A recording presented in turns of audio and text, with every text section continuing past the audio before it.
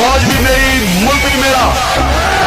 Issue ये है कि जिन लोगों को आप वर्गला रहे हैं, हमें उनका ख्याल है, उनकी परेशानियों का, उनके जो दुख है उनका एहसास है। कैसा लगेगा दोस्तों अगर मैं आपसे कहूं कि हमारे एजुकेशन मिनिस्टर, ये एजुकेशन की फील्ड से वाबस्ता लोग एक तहरीक चलाते हैं, कहते हैं कि ये पाकिस्तान हमारा है, पाकिस्तान पर और कोई हक ही नहीं रखता।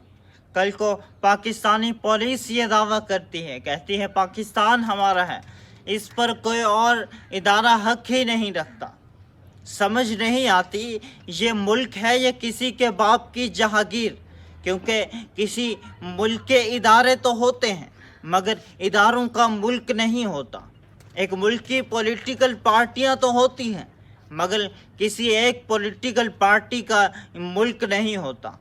आर्मी तो होती है किसी मुल्क की मगर आर्मी का मुल्क नहीं होता। आइए आज इसी बात पे चर्चा करेंगे।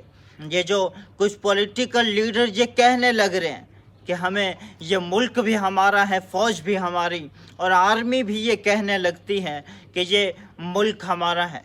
ये पावर की जंग है जो कि सदियों पहले से चली आती है और हम अकल के अंधे लोग इसके पीछे सरों पे, आँखों पे पट्टियाँ बांध के चलते चले जा रहे हैं। यहाँ तक कि हमसे हमारे मुल्क को जलाया जाता है, हमारी ही मदद से हमारे मुल्क को जलाया जाता है।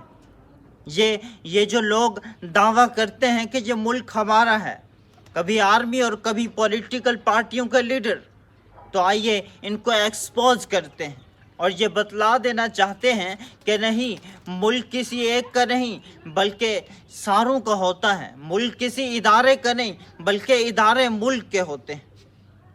आइए, ये तो जुमला ही गलत हुआ कि पाकिस्तान किसी एक इदारे का है, और अगर ये दावा करते भी हैं तो ये अपने दावे में झूठे हैं। इसका प्रूफ 9 मई 2023 के इस सानिये में मिलता है कि जब इमरान अपनी पावर के बलबूते पे लोगों को आर्मी से लड़वाता नज़र आता है, दूसरी तरफ कहता है कि आर्मी मेरी है, और फिर हमें ही आर्मी के साथ लड़वाता नज़र आता है।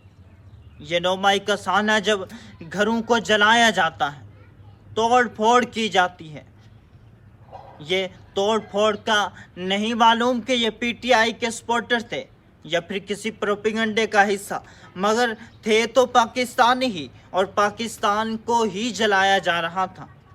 और ये अपनी पावर के नाम पे, पावर हासिल करने के लिए हमें लड़वाता नज़र आता। इसकी हर स्पीच में आर्मी के ख़िलाफ़ कोई ना कोई प्रोपेगेंडा नज़र आता है। अगर आर्मी की बात की जाए तो आर्मी भी कहीं कम नहीं बल्कि ये ऐसे नज़र आती है तशद्दुद करती हुई, जुल्म करती हुई। 9 मई के इस साने में जब लोग सड़कों पे निकलते हैं, रोडों पर निकलते हैं, तो ये जुल्म करती है।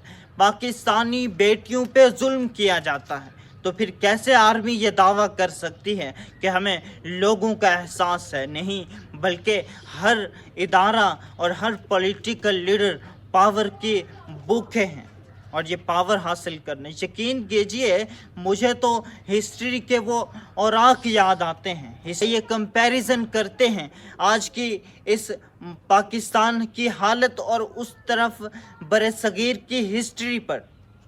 बरसगीर में जब एक कंपनी आती है, एक लोग आते हैं अंग्रेज़ बरतानिया से, एक कंपनी बनाते हैं। कंपनी का मकसद सिर्फ़ और सिर्फ तिजारत ही था, मगर कैसे वो बरसगीर पर राज करने लगती हैं। ये अपना एजुकेशन सिस्टम बना के मशीनरी इदारों के ज़रिए लोगों को तालीम देते नज़र आते हैं। वहाँ जब ये सब करते हैं तो मुसलमान इनकी बगावत करते हैं, हिंदू के कुछ घरों भी इनकी बगावत करते हैं, उनको तो ये डील करते हैं, उनको मुफ्त सर्विस भी देते हैं, मगर हमारे उन्हीं के मुसलमानों के और हिंदू की नस्लों में ग़ुलामी का बीज बो के चले जाते हैं, जो आज तक हमें देखने को मिलता है। आप कहेंगे वो तो अंग्रेज़ों की, वो तो बरतानवी हुकूमत का साथ था जब वो कर रहे थे, मगर ये एक तरफ पाकिस्तानी आर्मी कैसे ये सब करेगी? پولیٹیکل لیڈر کیسے یہ کریں گے؟ یقین کیجئے وہ صرف ایک تجارتی کمپنی تھی، بزنس کی ایک کمپنی تھی جس نے پورے بر صغیر کی ایجوکیشن کو بھی بدل ڈالا اور پورے پاکستان، پورے بر صغیر کے جو نظام تھا، ان کے جو لوگ تھے، لیڈر تھے، ساروں کو غلامی میں جکڑ کر کے وہ 100 سال ہمیں پیچھے لے جا کے دھکیلتے ہیں۔